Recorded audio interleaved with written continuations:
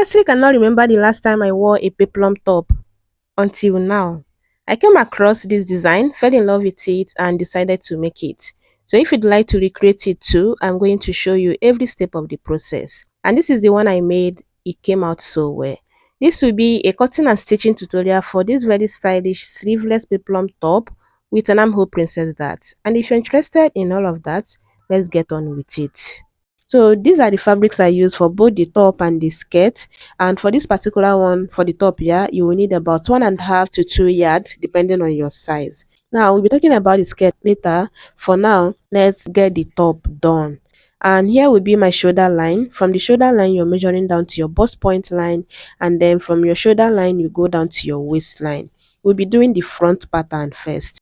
So on your shoulder line, you're going to mark your shoulder measurement divided by 2, and then you go down to the chest line, and on the chest line again you'll be marking the shoulder measurement divided by 2, then use your ruler to rule them out this way.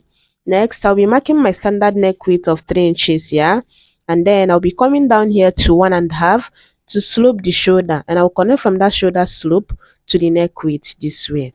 Once that is done, I'm going to measure from the shoulder slope down to the chest line, get the midpoint, and on that point I'll be going into 1/2 inch. Then mark my bust measurement divided by 4 here on the chest line. At this point, you can decide to add about 1/2 inch to it depending on how free you want it. This top comes with a belt, yeah? And yeah, after that, you're going to cover out your armhole this way. The next thing I'll be doing is to mark the bust span, that is the nipple to nipple divided by 2. I'll mark it on the bust point line and also on the waistline. Then I'll go ahead and use my ruler to mark it straight like this. Then for my dart intake, I'll be doing 0.625 on both sides of the bust span line this way. That is 1.25 total dart intake on the waistline. I'll shape it on both sides in a dart form like this. Then I'm going to take my waist measurement divided by 4. Then I'll be adding the 1.25 dart intake and connect it to the bust measurement. But for the belt to do its work well, you will be adding 2 inches to your waist circumference.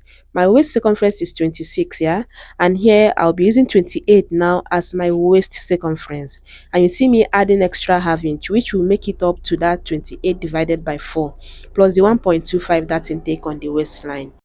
Now I'll start from the shoulder slope and come down to where I want my armhole princess dart seam to be, and then I'm going to be placing my curve and curve it from that point to meet the bust span I have on the bust point line.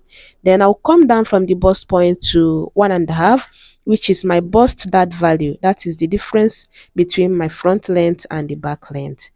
Now, you know that this top is sleeveless, yeah? In case you want to do it like that, I'll be showing you how to go about it and even how to do a gaping that so that it will not gape since it's sleeveless. Start from your shoulder tip and come into 1/2 inch or 0.75. Then you blend it into the already existing armhole curve just like this. And this way it will be comfortable, because if you leave it like that, when you bend down, it's going to be as if the fabric is trying to pierce into your skin. So that is why we take out this on the shoulder so that it balances well. Then you come here where your armhole curve is deep, and then you do about 0.75 or 1/2 inch.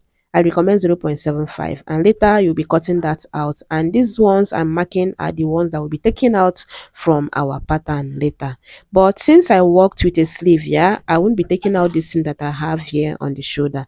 So now for my neckline, I'll start from my shoulder tip, yeah, and come into 3 inches. Then I'll measure from that point to the center front, and whatever it is I have there, that will be my neck width.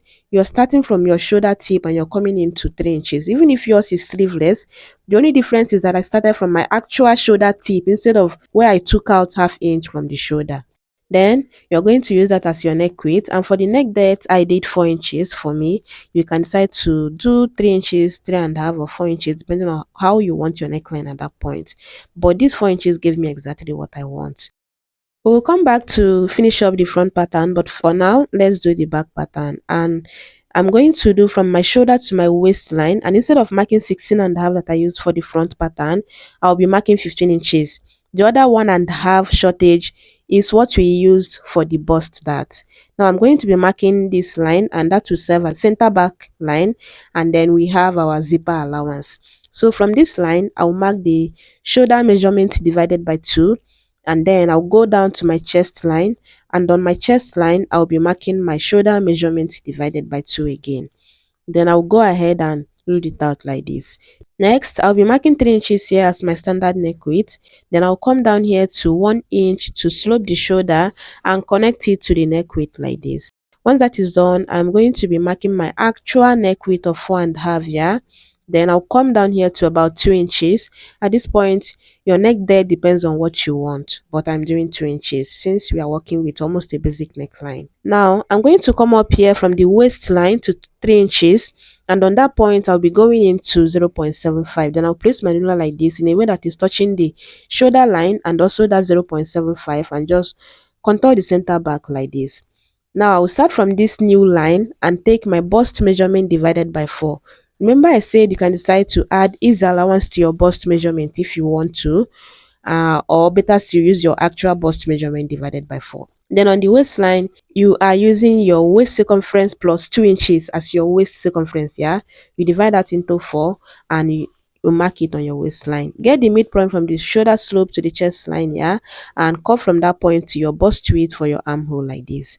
And then the next thing I will do on this pattern is to add my zipper allowance of 1 inch. I will just add it from the neckline down to the waistline and connect it, and you see that it's also the same shape with the center back contour line.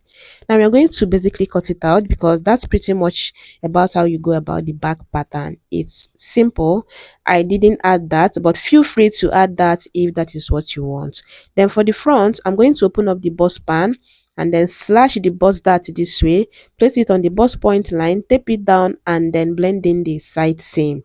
Now you're going to use that same method to close your gaping dart on the armhole, and then you shade out the part we have on the shoulder, yeah? But since I'm working with the sleeve, I won't be closing that gaping dart on the armhole, and also the half inch we came in on the shoulder.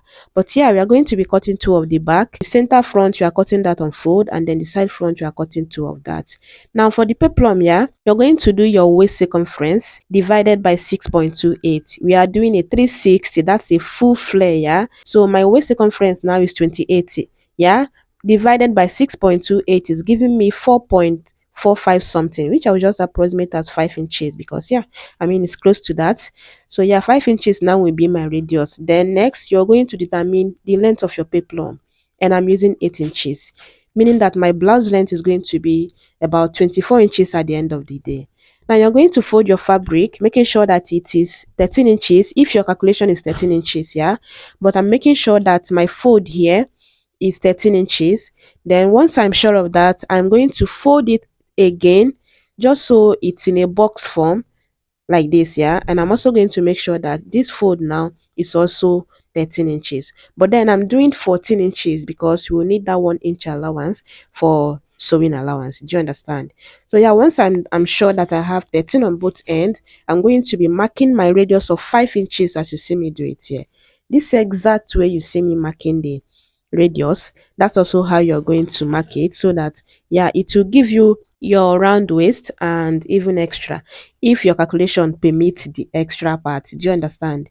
So now I'm going to start from that radius now and add the peplum length of 8 inches, but I'm marking 9 inches so that we'll use that half inch to join it to the waist, and then the other half inch we'll use that to turn it on the down. Now once you're done, you're going to measure to make sure that what you have here will go around your waist, and I even have extra. And then you're going to cut it out this way. After cutting, you decide where you want to use as the front and notch it. Now for the cutout you have on the peplum, yeah, you're going to come in, you see on this hem, just go in there to about 8 to 10 inches, 8 to 10 inches, yeah. Then you're going to go up here on the center front to about 5 inches. Do you understand? Then on that 5 inches, you're going to go into 2.5 or 3 inches, and then use this 3 point as a guide to curve it so that when you're done, your peplum won't be overlapping each other. If the curve is going towards the center front, like very close to the center front, just know that your peplum will be overlapping at the end of the day. So here, just mark about 10 inches. Use that as a guide to curve it to the center front and to the waistline. Do you understand? And here you're coming up 5 inches so that everything will just come out well. So once you're sure of your curve, you're going to open it up like this, and then you go ahead and cut it out just exactly on the line where you curved. Do you understand? Then you open it up on the center back because yeah, the center front is going to be open and the center back to open. Now let me show you how I do my small sleeve in case you're interested. I use the width of 9 inches, yeah. 9 inches as the width. This is something you can do directly on your fabric, but I'm deciding to use a paper to show you, yeah.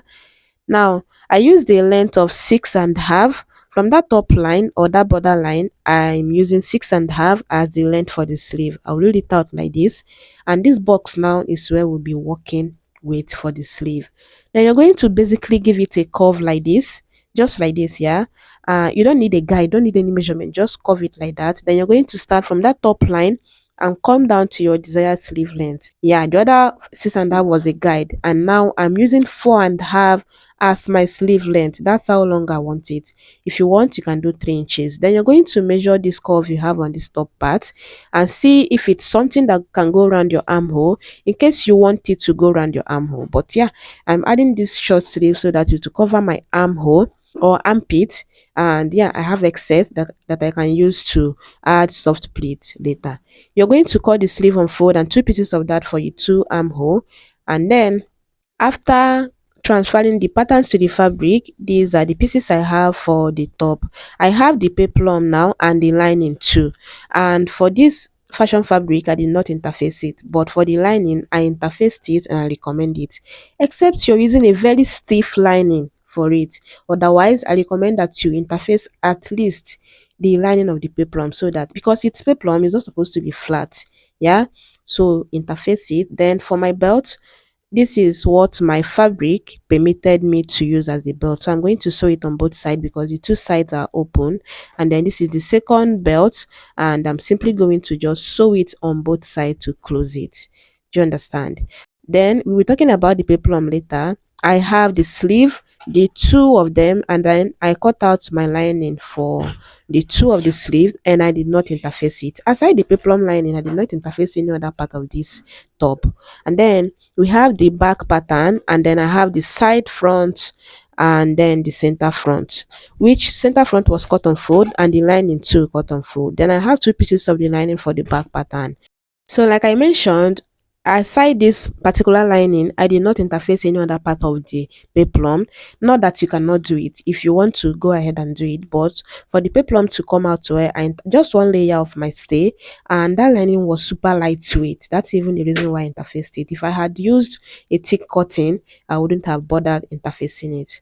But yeah, we are going to start sewing, and then you're going to place the side front on the center front this way. I have a notch on the bust point line, which I will just match them up, both the side front and the center front. Then I'll go ahead and sew it like this on both sides. I'll go ahead and repeat the same thing with the lining too. Place the side front on the center front this way, pin it down, and then I'll do it on both sides and sew it. Then for the back, you're going to place your lining on the right side of your fashion fabric. Sew the neckline top stitch first before you sew the center back and the side back. Do the same thing for the two of the back pattern. Then for the sleeve, yeah, the lining, I like to take out about half inch off it on the hem of the sleeve this way. And of course, you're doing it on these two sleeves because you don't want one longer than the other one. Then after you're done taking out that half inch on the hem, yeah, you're now going to just match it up, place it on the right side of your sleeve, and then sew it on the down part for the two sides. So after joining the darts of the front, both the line and the fashion fabric, you're going to use that to turn the neckline and also the side seam. And after doing that, I ironed it neatly. And this is what the back is looking like. And my belt, I have sewn them neatly. Now, this is what the sleeve is looking like. After turning it on the down, you're going to top stitch the fashion fabric and the lining on the top part of the sleeve, yeah, so that it will be easy for you to fix it to your armhole later.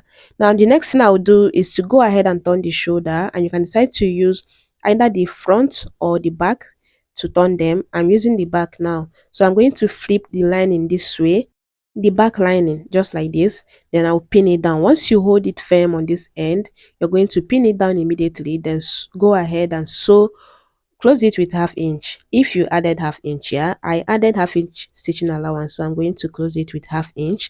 And then you're going to repeat the same thing on the other side, and after you're done, you're going to have something as neat as this, in and out. Now the next thing we'll be doing now is to go ahead and trim the excess we have. You either do this on the armhole or on the waistline. Just match it up, make sure that the side seam are matching up now. Then you go ahead and take out the excess either on the armhole or on the waistline, whichever part you choose to do it. Then you're doing it on the two sides. Yeah, after doing it on the other side, you also repeat it on the other side. Do you understand? And this way now, it will be easier for you to just go ahead and stitch down the fashion fabric and the lining before you fix your sleeve, and everything will come out well. For the sleeve, fold it into two, get the midpoint, and now you're going to match up that midpoint you just have on the sleeve on the to the joining you have on the shoulder, and then you're going to match your sleeve round your armhole to see if it's something that can go around your armhole. And then I have about 2 inches extra, which I will just be using to add soft pleats around the shoulder. It's not going to be a puff because it's really a soft pleat around that part. And after I was done fixing the sleeves, this is what I have for the two sides, and this sleeve came out well. I like this sleeve a lot. Simple and straightforward. And this is another thing I like to do here so that it will cover my armhole. In case you're not interested in that, just leave it as pointy as it is, but I like to like blend it in on that point just so it will do its purpose of covering my armpit. Then you're going to do your final measurements here, but before closing the side, you're going to be placing your belt on the waistline. Now you're going to come up half inch from your waistline. You're going to place this belt half inch above your waistline so that you use the other half inch to join your peplum later. Then after you're done securing the belt there, go ahead and close your side seam. And after doing that, this is what mine came out to be. Now the next thing is to go ahead and run a stitch on the waistline to hold the fashion fabric and the lining together.